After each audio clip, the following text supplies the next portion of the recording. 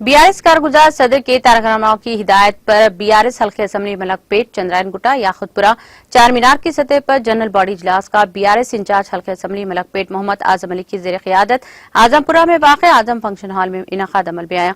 इस मौके पर मुनक़िदा इजलास से खिताब करते हुए बीआरएस इंचार्ज हल्के असम्बली मलकपेट मोहम्मद आजम अली ने पार्टी कायदीन पर जोर दिया कि वो बीआरएस को मजबूत और मुस्तहकम करने के लिए मिलजुल कर काम करें ताकि बीआरएस न सिर्फ रियासत तेलंगाना बल्कि मुल्क भर में इसकी मकबूलियत को आम किया जा सके।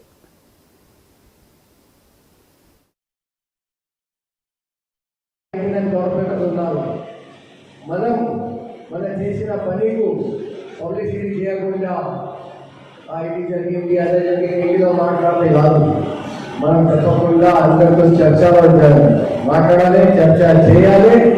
నెక్స్ట్ టైం ఓడిపోయిన గవర్నమెంట్ గెలిపి తీసుకునే బాధ్యత మనకి ఉంది.